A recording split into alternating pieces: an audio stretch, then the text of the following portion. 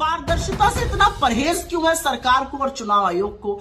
ऐसे वक्त पर जब चुनाव आयोग की साख दांव पर लगी हुई है, उसको और मटियामेट क्यों किया? इलेक्शन कमीशन की जिम्मेदारी है कि हम चोर नहीं है, साबित करो। हम साबित करेंगे आप चोर की जान तोते में है। जहां निर्वाचन आयोग और ईवीएम की बात करो, इनके सांसें फूल जाती हैं। दोस्तों नमस्कार। बाबा साहेब भीमराव अम्बेडकर के खिलाफ गृह मंत्री अमित शाह ने जो टिप्पणी की, उसे लेकर एक और संसद से सड़क तक जबरदस्त हंगामा मचा हुआ है। दूसरी ओर केंद्र सरकार ने चुनावी प्रक्रिया से जुड़े इलेक्ट्रॉनिक दस्तावेजों की चेकिंग या उन्हें पब्लिक करने पर बैन लगा दिया। यानी अब चुनाव आयोग से फुटेज, रिकॉर्डिंग आदि नहीं मांगे जा सकेंगे। ये संशोधन शीतकालीन सत्र के आखिरी दिन यानी 20 दिसंबर को हुआ। एक तो ईवीएम, वोटर लिस्ट जैसी कई बातों को लेकर चुनाव आयोग पहले से ही बड़े सवालों के घेरे में है। उसी बीच इस तरह का फैसला और भी ज्यादा विवाद बढ़ा रहा है। विपक्ष लगातार इस फैसले पर ऐतराज दिखा रहा है, जो होना भी चाहिए। वैसे दोस्तों, सरकार ने यह फैसला तब लिया जब अभी 9 दिसंबर को ही पंजाब और हरियाणा हाईकोर्ट ने वरिष्ठ वकील महमूद प्राचा की याचिका पर चुनाव आयोग को यह आदेश दिया है कि आप एक पोलिंग बूथ के वीडियो, सीसीटीवी फुटेज और जो भी कागजात हैं वो महमूद प्राचा जी को सौंप दीजिए। हाईकोर्ट ने आदेश दिया है कि ये सभी चीजें 6 सप्ताह के भीतर सौंपें। लेकिन फिर खबर आई कि आयोग ने नियम में संशोधन की सिफारिश सरकार से कर दी और फिर कानून मंत्रालय ने नियम ही बदल दिया। इसलिए इसी बात की आशंका उपज रही है कि क्या किसी गड़बड़ी को छुपाने के लिए सरकार ने जल्दबाजी में यह फैसला ले लिया।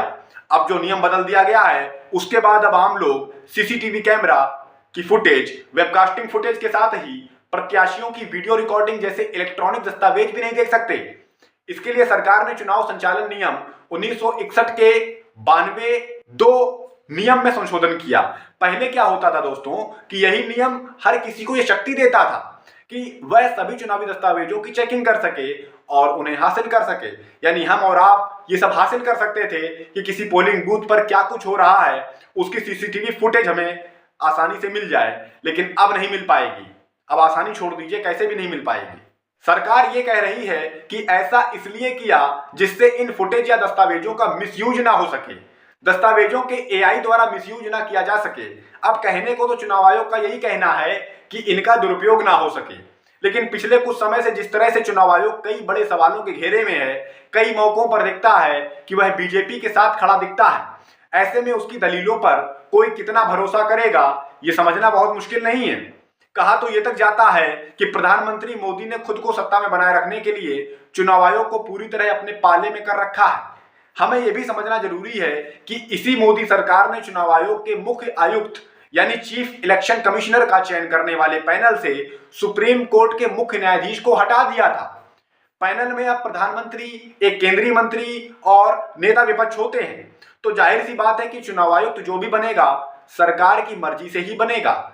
हाल ही में समाप्त हुए महाराष्ट्र हरियाणा चुनाव में जिस तरह विपक्ष की पार्टियों के साथ माहौल दिख रहा था, लेकिन नतीजे आ गए बीजेपी के पक्ष में। चुनाव प्रचार में जिस तरह मोदी, शाह समेत बीजेपी के कई नेताओं को धड़ल्ले से विवादित भाषण देने की छूट मिल गई थी, उनके खिलाफ कोई सख्त कार्रवाई नहीं हो रही थी। ईवीएम पर तो खुद महाराष्ट्र के कई गांव नाराजगी जता चुके हैं। उसी बीच इस तरह का यह विवादित फैसला वास्तव में लोकतंत्र के लिए अच्छा नहीं माना जा सकता।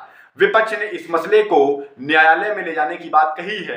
उम्मीद है कि इस मामले में न्यायालय जल्द ही कोई बड़ा फैसला लेगा जिससे लोकतंत्र महफूज रह सके। नमस्कार।